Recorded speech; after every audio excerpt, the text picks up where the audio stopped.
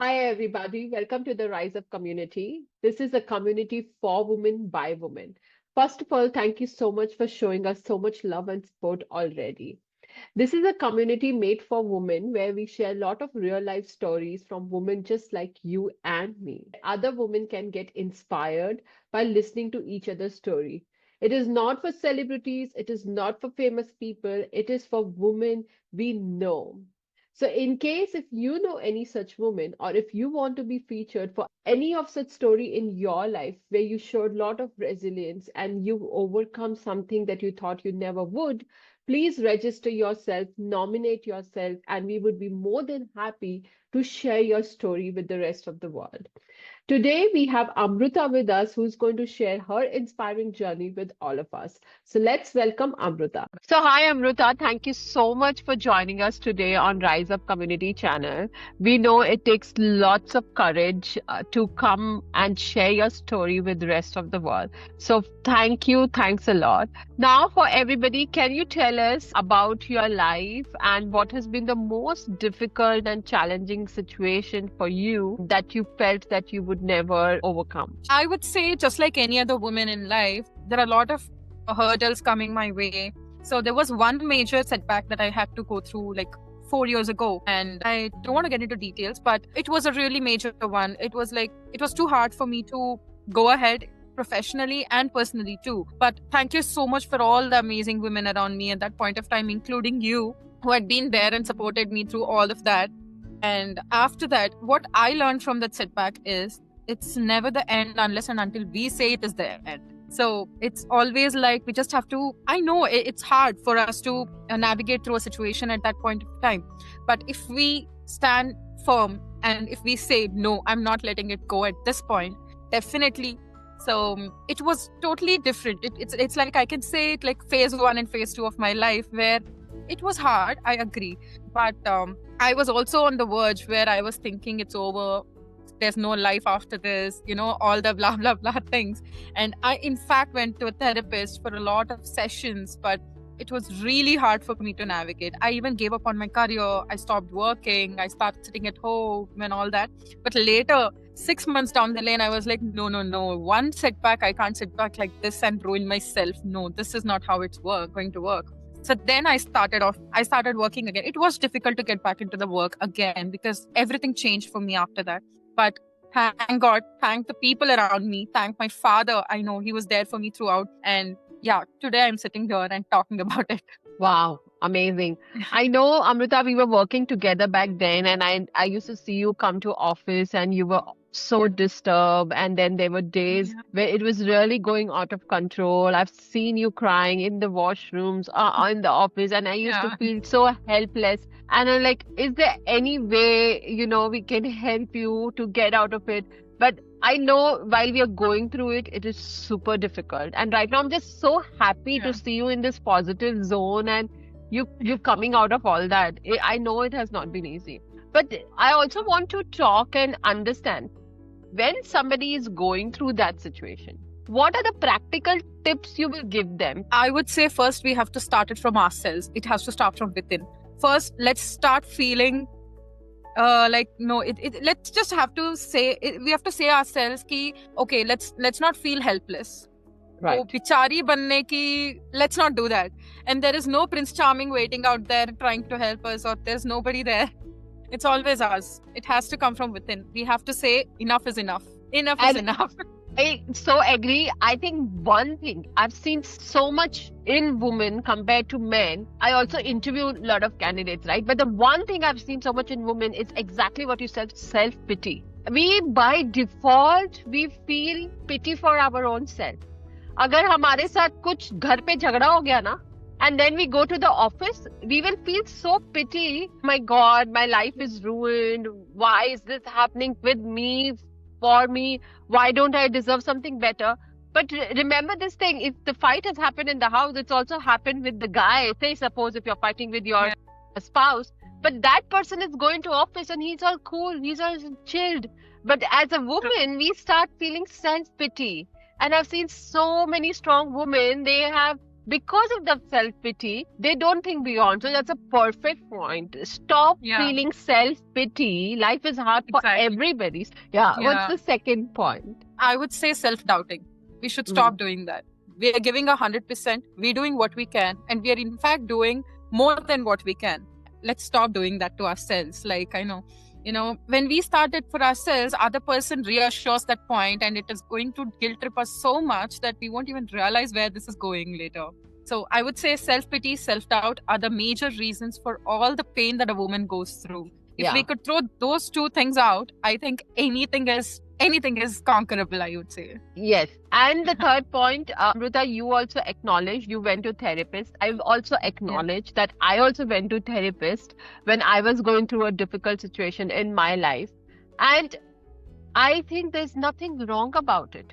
In fact, Exactly. it helps you open up. It helps you see, it makes you feel lighter. You're not going to therapist to get a solution. They are just listeners. And there's nothing wrong about it. You have to not feel that there's something wrong about it if you go to therapist. No, it's not. So it's not a taboo to go to therapist. So Exactly. please go for help. Go to therapist. They will listen to you. You will feel much more lighter. Yeah, Yes. yeah, Actually, to be very frank, I would say it's like in the life that we are living today, it's so mechanical that we are so stuck in between office, home, and in between we're trying to upgrade ourselves with a lot of technologies, education, and women have to handle the house, kids, family, spouse, family, everything all together. I would say a therapy session, at least a month, would give them that space where they can talk to themselves. I know. It's like a mirror to them. Yeah. Yeah, yeah.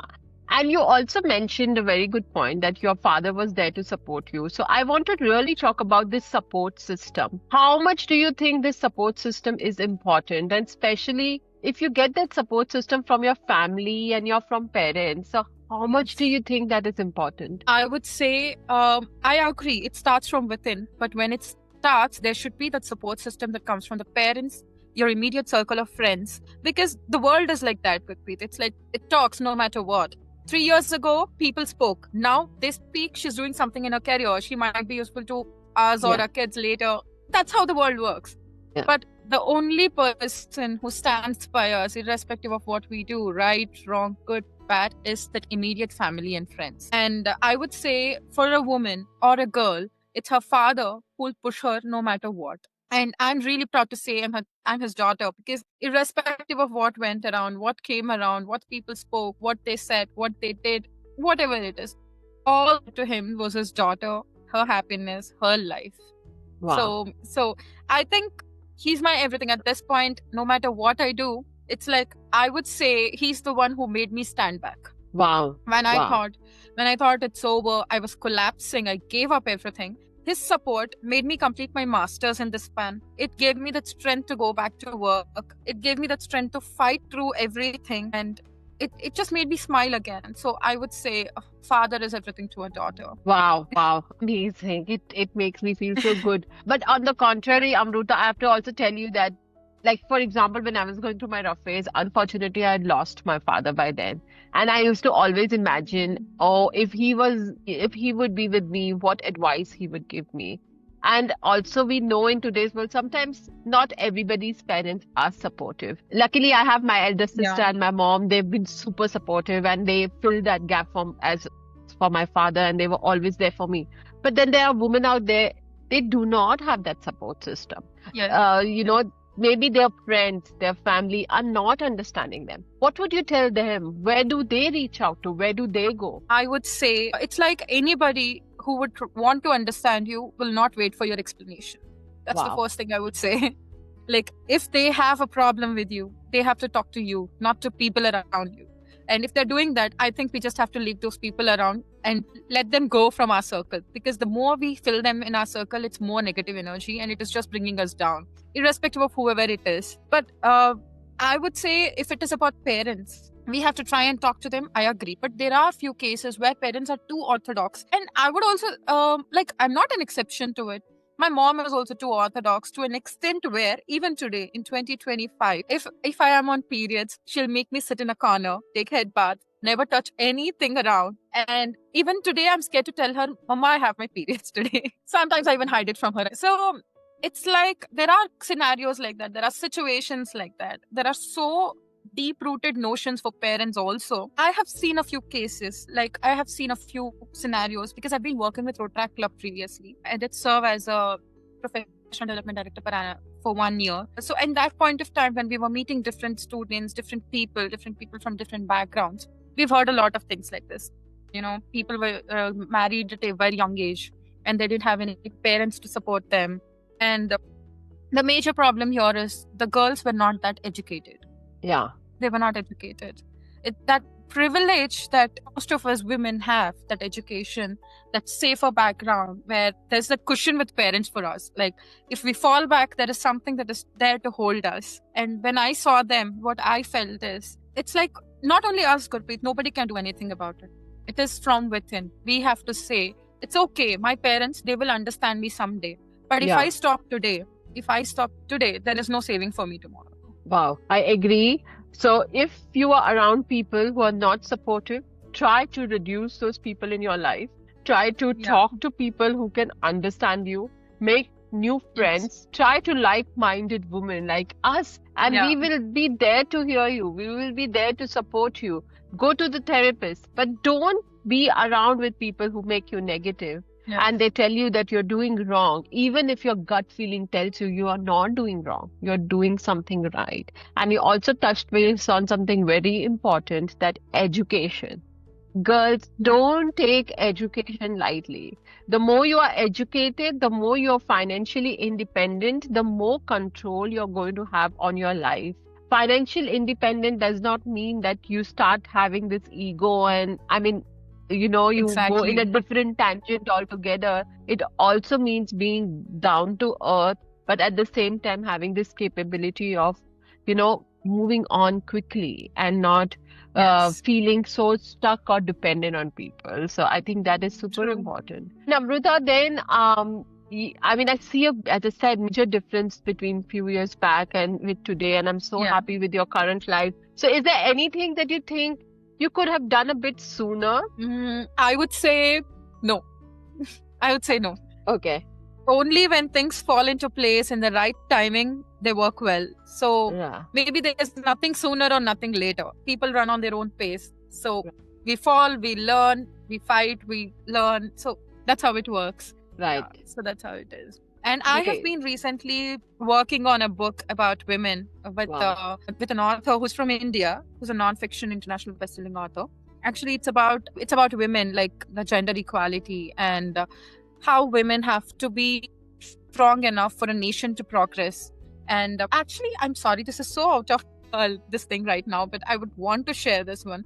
I would say at least our generation women should stop carrying some kind of notions ahead to the next generation. So if we put a stop there, I think the next generation would feel better.